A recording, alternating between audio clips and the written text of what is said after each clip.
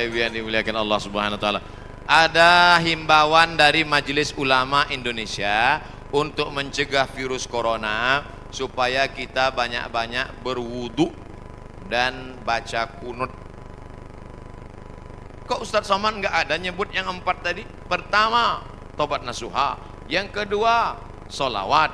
Yang ketiga, sedekah. Yang keempat, amar ma'ruf nahi mungkar. Kok nggak sama dengan MUI Ustadz?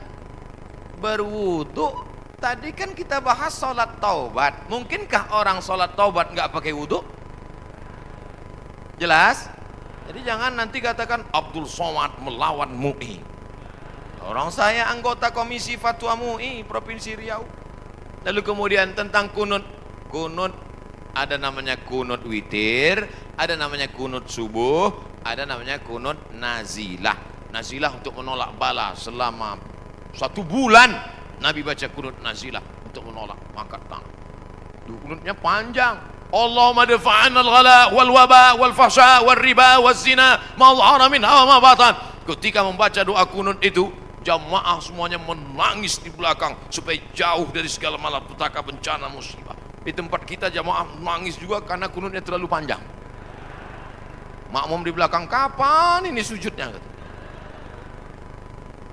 Bapak Ibu yang dimuliakan Allah Subhanahu wa taala. Insyaallah doa kita bersama di akhir majelis nanti menjauhkan dari segala malapetaka, bencana dan musibah. Lan tamuta nafsun, orang tidak akan mati qabla an tastakmil rizqaha wa ajalaha. Orang tidak akan mati sebelum ajalnya penuh, sebelum rezekinya penuh. Kalau ada orang mati, itu bukan karena ditabrak, bukan karena jatuh, bukan karena virus, tapi karena ajalnya dan rezekinya sudah penuh. Itu harus diyakini. La haula wala quwata illa billah. Tapi tetap harus ada usaha. Jangan pulang dari sini yang anak-anak muda langsung pakai motor, nggak pakai rem lagi. Tangkap sama polisi. Kenapa kamu lewat lampu merah nerobos? Lan tamuta nafsun qabla an tastakmil rizqaha wa ajalaha. Orang tidak akan mati sebelum rezekinya penuh dan ajalnya penuh. Kata Pak Polisi, saya juga hadir ceramah tadi.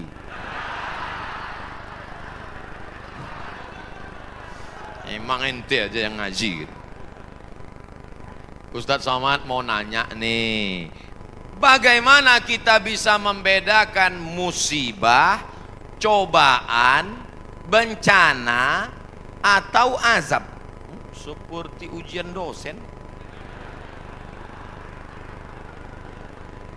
Misalnya virus corona yang sedang merebak sehingga dampaknya pada kaum muslimin, khususnya muslimin di Indonesia yang tidak dapat melaksanakan ibadah umroh. Pertanyaan dari Bapak Ridwan Ahmad Faizin Emrian Abidin Bandung. Ternyata ini pertanyaan kolektif.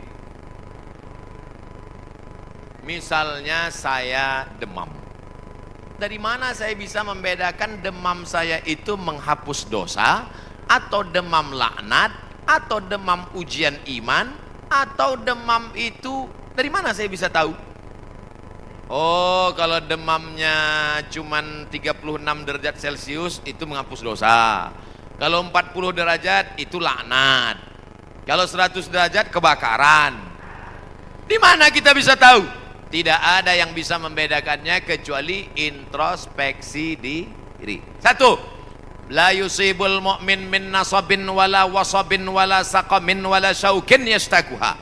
Kalau ada orang yang kena susah hati, gundah gulana, sakit, duri menusuk tapak kaki, keluar dari rumah lupa pakai sendal, melangkah, duri menusuk tapak kaki, illa kafarallahu anhu biha sayyi'atuh, maka dengan itu sebenarnya Allah ingin membersihkannya dari dosa.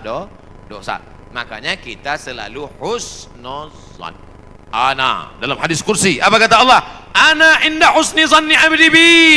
Aku menurut prasangka hambaku kepadaku. Maka kalau kita kena penyakit, yang pertama husnuzan pada Allah, bahwa sebenarnya Allah ingin membersihkan kita dari dosa.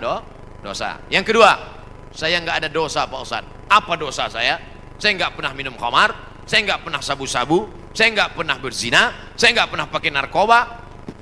Dosamu adalah ketika kau merasa bahwa kau tidak berdosa. Itulah dosa. Dosamu adalah ketika engkau sehat tapi tak kau pakai mensyukuri nikmat Allah. Itulah dosa.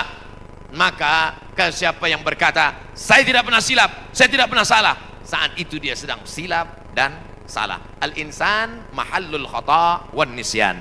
Manusia tempatnya silap, lupa dan salah. Yang kedua, ketika kita sakit, sebenarnya Allah ingin mengangkat derajat kita, karena sebetulnya amal kita tidak cukup. Kita sudah ditempatkan di tempat surga Jannatul Firdaus, tapi ketika malaikat ditanya, sudah cukupkah amalnya? Belum. Beri dia ujian supaya amalnya mencukupkan dia dengan amal sabar. Ada amal yang lebih tinggi dari tahajud, lebih hebat daripada jihad.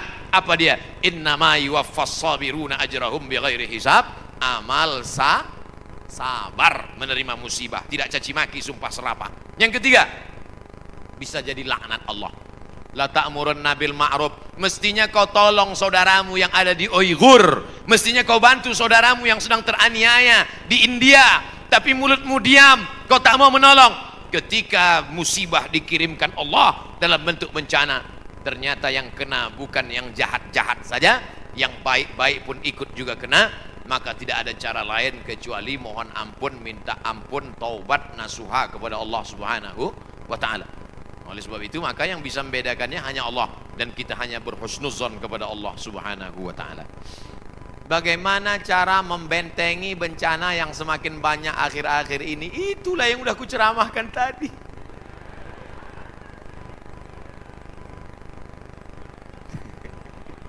Itulah yang sudah kita bicarakan selama 1 jam 15 menit tadi, brother.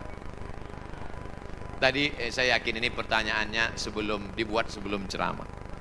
Apabila kita sudah baca amalan-amalan penangkal musibah, tapi musibah masih saja terus datang, bagaimana sikap kita sebagai muslim?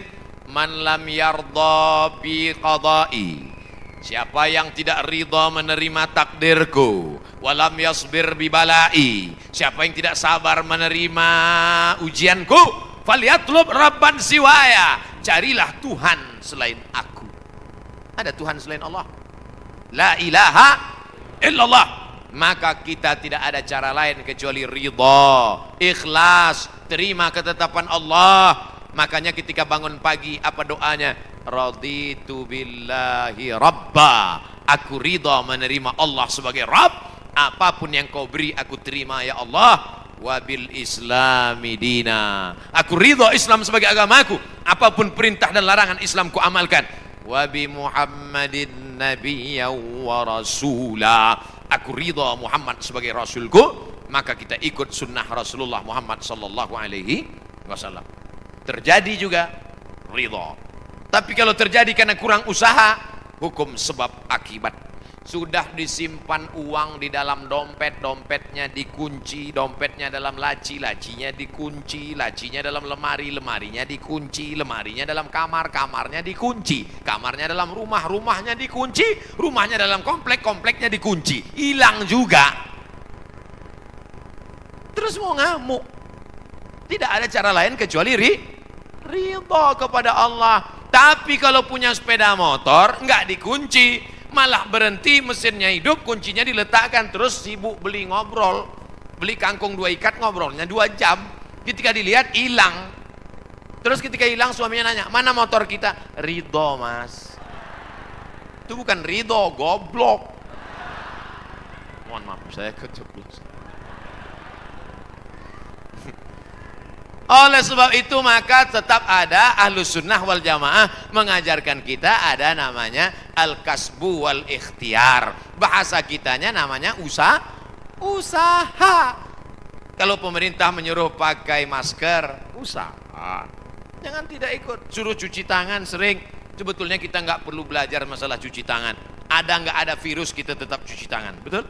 Subuh cuci tangan, zuhur cuci tangan, asar cuci tangan, maghrib cuci tangan, isya cuci tangan, tahajud cuci tangan, witir cuci tangan, duha cuci tangan.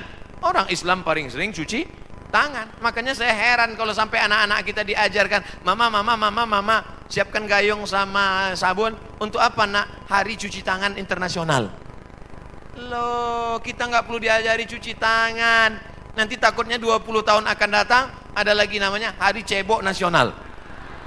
Dari 14 abad yang lalu kita sudah bersih, betul? Tidak akan ada bakteri bersarang di ujung-ujung jari kita karena kita paling sering cuci tangan. Tidak akan ada bakteri yang bersarang di ujung kuku kita karena kita paling potong kuku hari Jumat. Kalau seminggu tak akan mungkin kukunya panjang. Makanya Nabi berkata, azfaraka, kukumu kenapa panjang? Inna syaitana yaqudu ma tala minha. Setan duduk di kuku yang panjang. Makanya pertama yang dijaga dalam Islam adalah kebersihan. Kuman datang, binatang dipotong. Setelah dipotong darahnya keluar karena ternyata bakteri ada di dalam darah. Setelah darahnya keluar, dipotong-potong, dicuci sampai 4 kali. Ibu, saya tidak punya saudara perempuan. Waktu masih kecil di rumah, bantu ibu di rumah, jadi suruh cuci. Selamat, cuci daging, saya cuci. Kalau ayam 2 kali, kalau kambing 4 kali. Kenapa gitu, Mak? Ayam kakinya 2, kambing kakinya 4. Saya nggak tahu, anak kecil. Sekarang saya baru tahu, ternyata ayam dagingnya putih, darahnya nggak banyak. 2 kali sudah bersih. Tapi kambing sekali masih merah, 2 kali masih merah, 3 kali agak pucat, 4 kali bersih. Setelah itu baru dimasukkan, dibuang airnya, disolawatkan, baru dimasak. Mereka tidak, kambing tidak dipotong, kambing matinya di stunning. Ada pistol, tapi pelurunya nggak keluar, ditahan. Itu skalanya 8, ditembakkan ke kening sapi, tembak ke kening sapi, sapinya mati, darahnya nggak keluar. Kalau sampai 8 mati, tapi kalau 7 bodoh aja. Itu sapi-sapi dari Australia yang datang ke tempat kita yang liar seperti banteng, itu ditembak otaknya skala stunning 7. Bodoh. Ibu kalau ada bapak yang liar, tembak skala 7. Mas, mama mau pergi arisan, pel lantai, mandikan anak, dan papa. Nah itu udah kena stunning. Jangan diamal. Tidak dipotong, hanya stunning 8 skala, akhirnya sapi tumbang, darahnya masih dalam daging, bercampur dengan darah bakteri penyakit, dipotong-potong, diletakkan di atas api yang tidak terlalu matang, bolak-balik, nggak dicuci, darah nggak keluar, masuk ke dalam roti, dicampur, dimakan, barbecue. Habis dimakan, kena penyakit, medco, ko sapi, medco sapi gila. Sapi aja yang halal bisa menjadi penyakit, apalagi yang dimakan kelelawar, Batman. Maka kita disuruh kulu, makanlah. Tapi yang dimakan itu apa? Min thayyibat. Thayyib artinya baik, baik. Dulu thayyib baik, sekarang thayyib nggak pulang-pulang. Mohon maaf Pak Thayyib nyantur sini. Masya Allah, tabarakallah. Itulah